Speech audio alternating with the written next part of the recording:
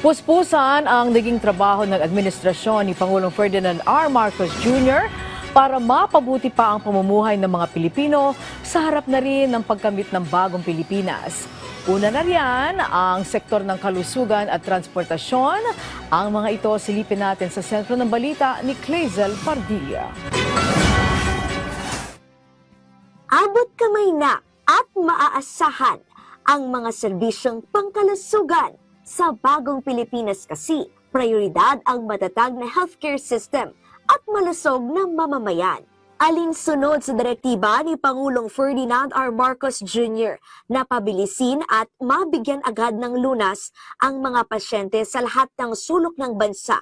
Namahagi ang Philippine Charity Sweepstakes Office ng ambulansya sa lahat ng lokal na pamahalaan sa bansa.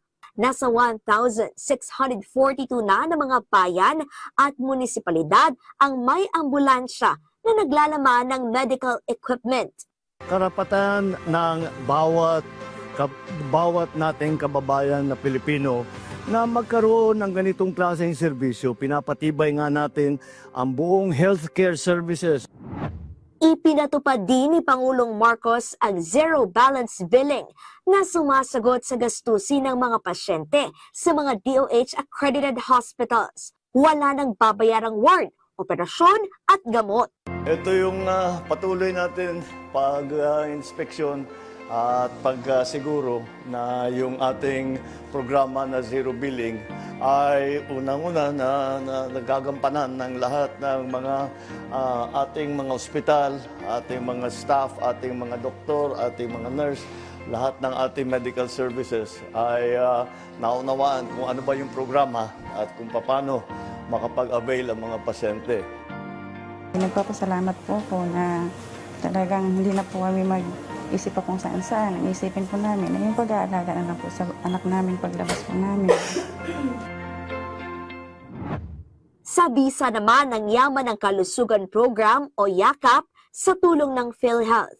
Ginawa na ring libre ng administrasyon ni Pangulong Marcos ang konsulta, laboratorio at gamot sa mga YAKAP clinic. Unang-una, nagpapasalamat ako sa ating mahal na Presidente for launching this program and for prioritizing yung health system dito sa ating bansa. Tinututukan din ang sektor ng transportasyon. Inilunsad ang Pamilya Pass 1+3. Isang tao lang ang kailangan magbayad. Libre na ang 3 sasakay tuwing linggo. Ipinatupad din ang 50% diskwento sa tren ng mga nakatatanda, estudyante at may kapansanan. Yung mga nasa safe ko po is nagagamit ko po siya para po rin po sa pambili po ng mga kagamitan na rin po for in case of emergency po, meron po akong extra funds para magamit po doon.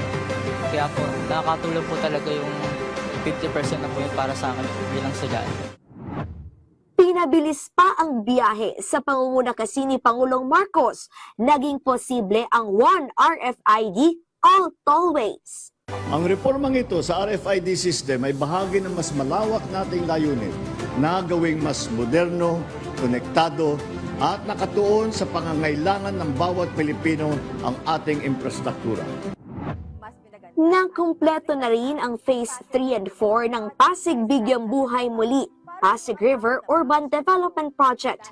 Mas malawak at maganda na ang esplanade na dinarayo ng mga turista at nagpapasigla sa mga negosyo sa lugar. We are reminded that progress does not always mean building something new.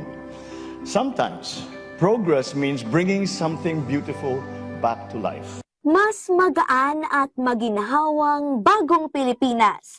Abangan ang iba pang programang ipinatupad ni Pangulong Marcos ngayong taon na tumutugon sa internet, edukasyon at kahirapan sa susunod na bahagi ng aking report. Clazel Pardilla para sa Pambansang TV sa Bagong Pilipinas.